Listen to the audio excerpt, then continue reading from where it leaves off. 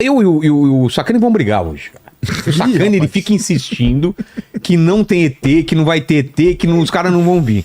E a gente sabe que ele sabe.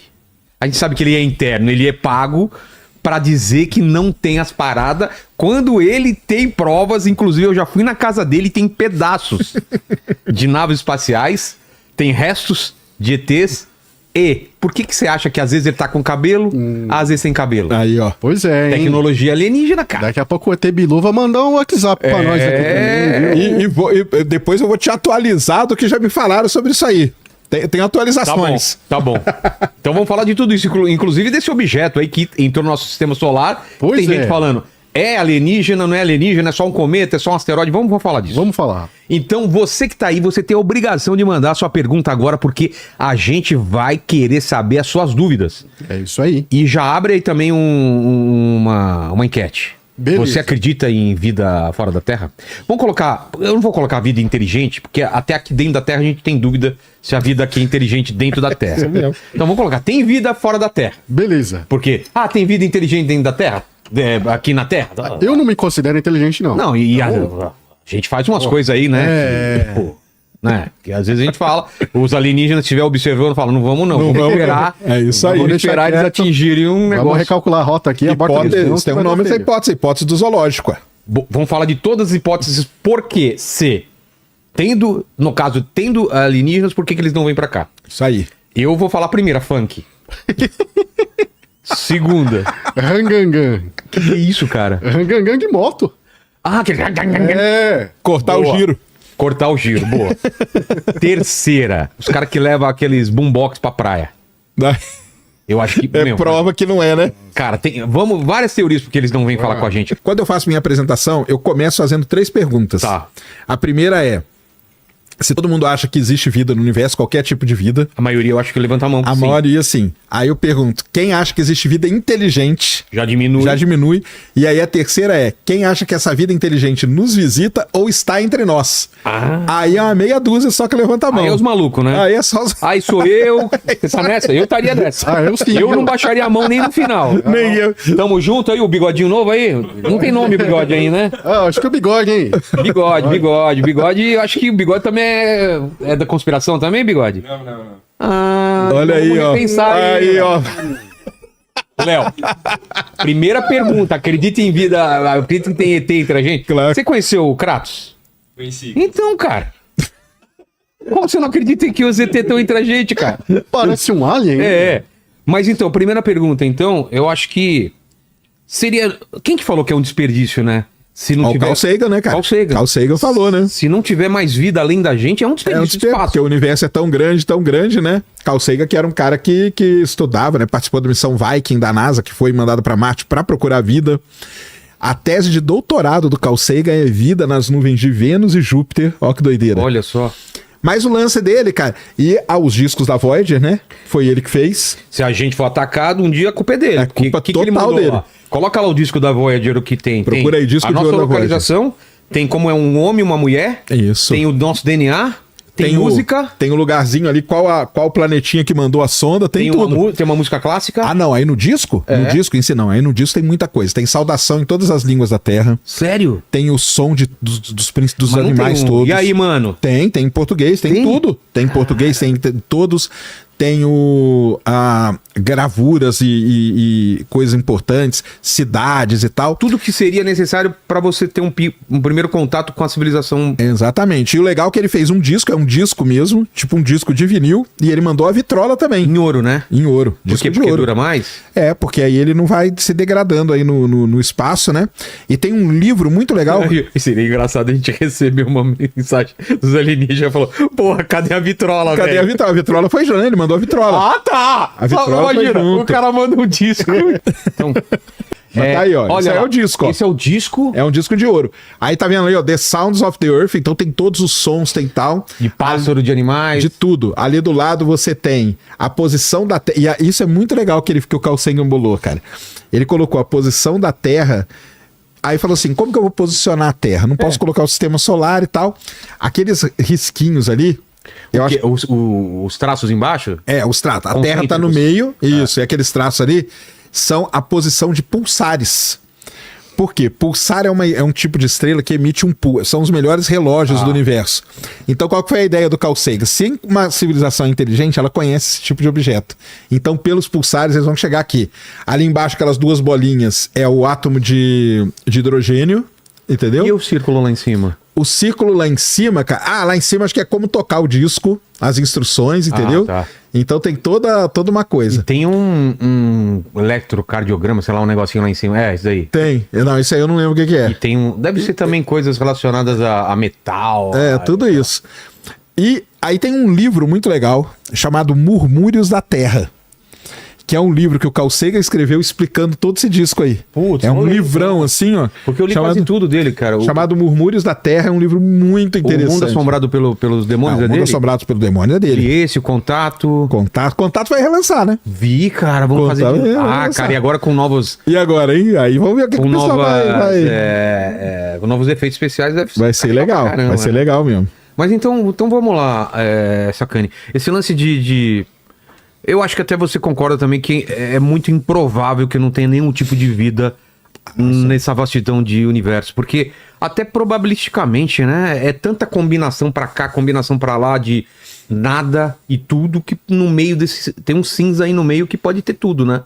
Exatamente. Eu falo, né, que vida microbiana, micro-organismos, pra mim tá cheio. Até aqui no Sistema Solar deve ter. E por que não conseguimos ainda nem essa constatar? Porque é aquele negócio, cara, pra você constatar, você vai ter que ir lá no lugar. É, né? Entendeu? Não dá pra observar. Não dá pra observar porque pelo seguinte, imagina que eu observo, por exemplo, metano. Sei. Metano, todo mundo sabe o que é metano, né? Metano, Sim. pum de vaca. É Então- um efeito de um ser vivo. De um ser vivo. Mas Ele só tem isso? Só que não. Aí é que tá. Ah. Porque tem também reações geológicas que geram metano. Então, se tem metano, não dá pra gente falar tem vida, não dá pra bater um martelo. Exatamente, não dá pra bater o martelo. O que o cientista chama isso de comprovação inequívoca. Inequívoca é quando não tem dúvida nenhuma. E não existe alguma prova dessa Nada. à distância que a gente fala. Não existe, né? O famoso caso da fosfina. Então o que acontece? O planeta Vênus, em 2020, uma pesquisadora disse que tinha detectado fosfina. Fosfina é um tipo de gás, esse sim, não tem reação geológica, não tem nada disso. Ele só é produzido ou por uma indústria, ou seja, tem que ter vida, ou por seres vivos. Então a tal da fosfina, essa sim seria uma detecção.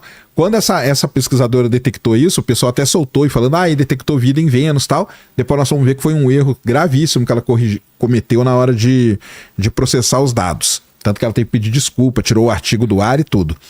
E, por exemplo, o James Webb agora recentemente detectou 2 elementos, o DMS e o DMDS, num exoplaneta. Que aqui na Terra são fitoplânctons que produzem. Aí você fala assim, pronto, então fitoplâncton... Mas tem efeito, reação geológica que produz também. Então, como que a gente que a gente bate o martelo? Bater o martelo com a vida, o problema é esse, cara. Vai ter que ir lá e colher. Vai ter que ir lá, entendeu? Indo lá. Marte, assim. por exemplo, não acharam nada. Marte não acharam nada até hoje. Mas era bem promissor numa época, né? Sempre foi, né? Durante ali a década de... Até, né? Marte que começa... Até toda essa história, né? De inserir a cultura pop no meio de tudo isso... Começa com Marte, né? Anos 40, talvez? Anos antes até, ué. Em 1938, é o famoso Guerra dos Mundos que o cara lê na rádio, né? O Orson Welles leu o livro do H.G. Wells na rádio. Viriam de Marte. Viriam de Marte. Mas antes até, o próprio Percival Lowell, eu acreditava que é um grande astrônomo que teve no mundo e tal. Agora tem uma história muito legal desse início do negócio de Marte, cara. Tá. Quem começa com isso tudo é um astrônomo italiano chamado Giovanni Schiaparelli.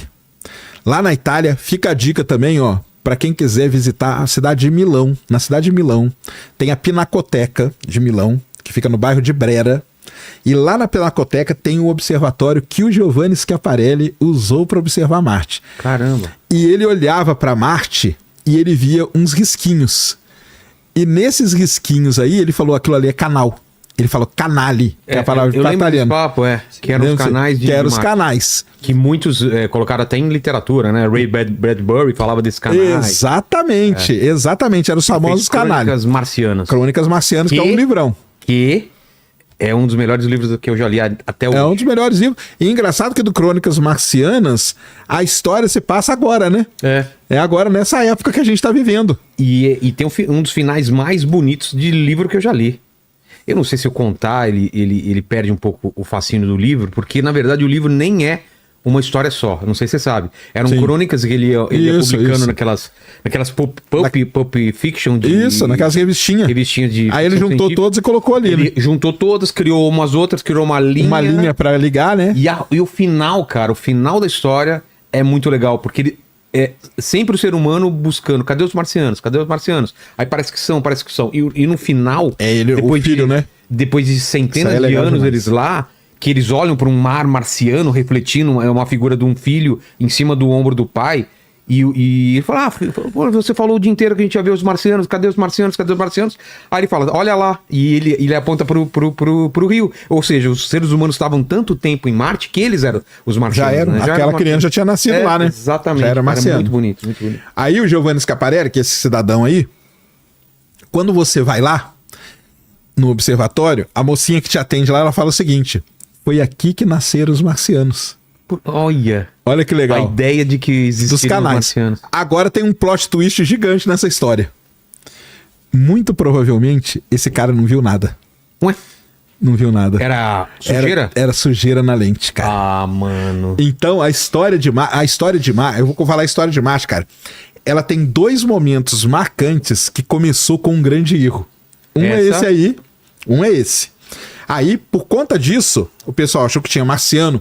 Todas as missões espaciais foram feitas até 1970, que foi a Viking, foi por causa disso aí. Caramba. Pra procurar a tal da vida. E nada. Aí Marte parou. A missão Viking durou até 82, 83 e acabou. Aí o pessoal falou, caramba, não achamos vida, esquece Marte, é muita grana, tal, não sei o quê. O que acontece em 1996? Aí pode procurar aí.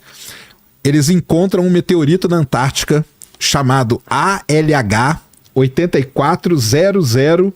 Procura aí, ó. O ALH, Alan Hills, que é o nome do lugar onde acharam ele, 84001. O que tem nesse meteorito? Esse meteorito ficou super famoso, cara, porque até o Fantástico mostrou ele na televisão. Esse meteorito, em 1996, ele tem uma estrutura que na hora que você vê, você fala, cara, isso aqui é uma minhoca, ou um verme, ou alguma coisa. Vê se o pessoal achar aí, vocês vão ver. ALH 84001. Esse negócio, ele é tão assim, tão marcante na história de Marte, que o Bill Clinton, que era presidente americano, quando descobriram... É esse? esse aí é o meteorito, vai ter que achar A minhoquinha. a minhoquinha. Coloca ALH, isso, 84001, Worm, coloca assim. O Bill Clinton, cara, ele tava decolando de helicóptero pra ir lá pra Camp David, lá onde ele passa. Ele voltou de helicóptero pro meio da casa, ele baixou o helicóptero na Casa Branca, fez um pronunciamento. Isso tem no YouTube, isso é legal pra caramba. Pô. O Bill Clinton falando o seguinte: encontramos vida em Marte. Cara. Olha que doideira. E graças a esse meteorito aí, graças a esse negocinho, que depois, obviamente, descobriu que não era nada, que era rocha mesmo, toda a exploração de Marte que a gente tem até hoje Depende disso. depende de outro erro. Então a história de Marte, elas são dois erros. Um é da lente do cara lá que Ou tava suja. seja, o pessoal da NASA faz mais um erro aí. Mas, pô. aí, ó. Olha aí. Isso aí saiu E o que desse que jeito. era? Cara, isso aí não é nada, isso aí é rocha. É rocha. Ué? É porque a rocha, cara, na hora que você olha no microscópio, aqui obviamente tá olhando no microscópio, né? Pro pessoal entender.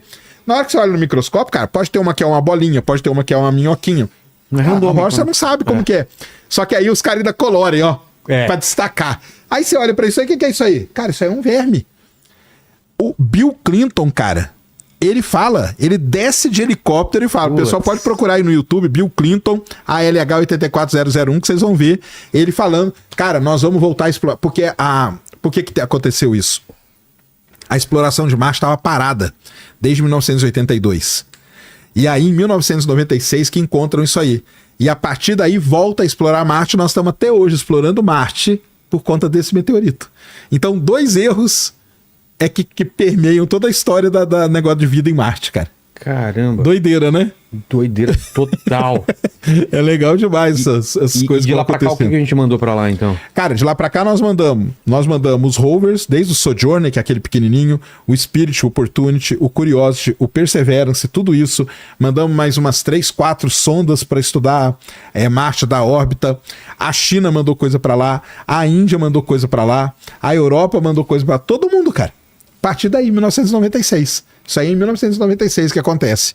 Entendeu? Então, assim, é interessante. Mas é engraçado que Vênus já teve no imaginário da gente também.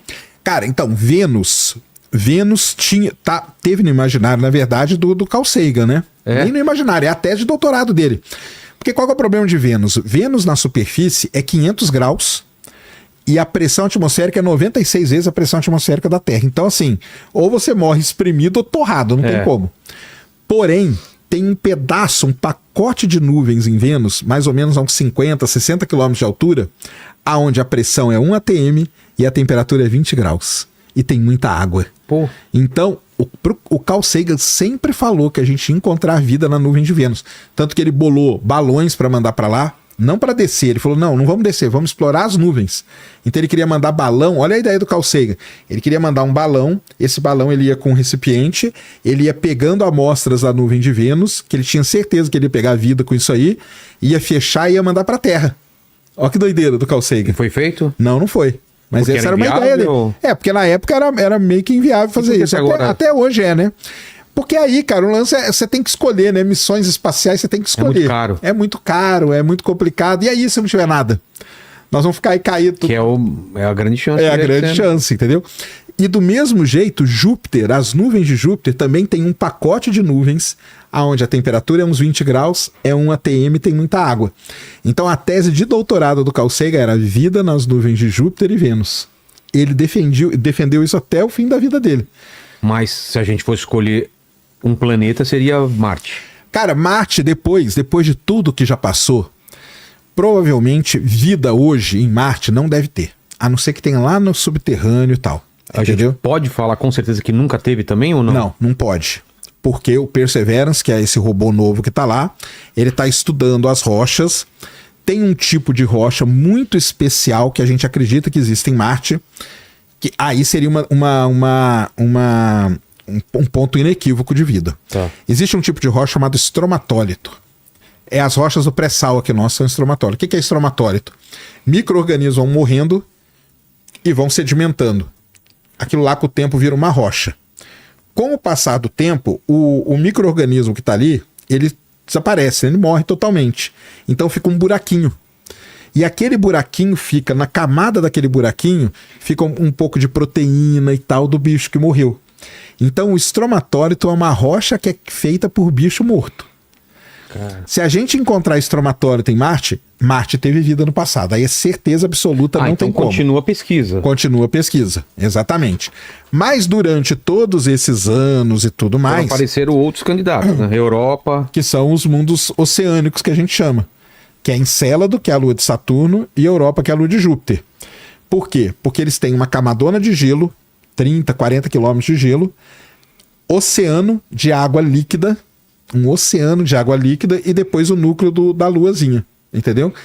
E nesse oceano aqui, acredite que tenha todos os elementos para a vida, energia e tudo que precisa para a vida começar. Então, depois de muito tempo, esses mundos oceânicos entraram em pauta. Até então, a gente não... por que não sabia disso antes? Entendeu? Europa e Encélado, a gente pensava que era outra coisa. Com as missões que foram mandadas para lá, que a gente descobriu, entendeu? Que tinha esse oceano aí. Então é bem... O status hoje é esse. Tanto que as grandes missões para procurar vida hoje são mandadas para a Europa. A gente tem 2 missões a caminho. Uma chamada Juice e uma chamada Europa Clipper. Eu vou te pedir para você pegar a imagem de Europa. Cuidado com o que você vai mandar. Não vai me mandar um mapa da Europa, tá? Coloca Europa, Júpiter, Moon, que vai ser mais fácil. Consegui, Vilela. Acho que tem vida lá, hein? Tem vida. Inclusive vieram pra cá, descobriram aqui. Europa, Júpiter, Moon. A lua Europa é interessante. Tá aí onde entra a cultura pop de novo. Tem um filmaço chamado Europa Report, já viu? Eu acho que sim. Europa Report é um filme que conta a história de uma missão que é mandada pra Europa procurar vida. Cara. Tem um final muito interessante. Assista. Mas o filme Mas é qual que é a ruim. história? É um marzão... Não, a história é que encontraram a gravação de uma missão de astronautas que foi pra Europa. Ah, tá. E aí o filme é mostrando eles dentro da nave e tal, não sei o que, entendeu? A nave meio que se acidenta lá. É interessante. Assista aí, isso é a Europa. Esses veios. Esses riscos aí é o gelo quebrando, entendeu? Então é o gelo que já foi quebrado de um jeito, de um lado para o outro e tal. E embaixo desse gelo você tem um oceano. Mas aí nós só vamos ver esse oceano daqui uns 5, 6 anos, quando essas missões chegarem por lá. Entendi. Agora, Encélado é mais legal. Coloca aí Encélados Plume. Porque Encélado tem uma rachadura no polo e dessa rachadura virou tipo geyser. Então, a água do oceano, ela sai como vapor d'água por isso aí, e isso nós temos uma imagem disso. É sensacional, cara. A luazinha Encélado. Só que a luazinha Encélado, ela tem 500 km de diâmetro, é bem pequenininha, né? A Europa já é um pouco maiorzinha. Mas são os dois grandes candidatos hoje à vida no sistema. Aí, nesses aí, aí você perguntar se eu acredito, eu acho que tem. É? Vida microbiana e tal. Eu tenho quase certeza que tem vida nesses dois aí, Encélado e Europa.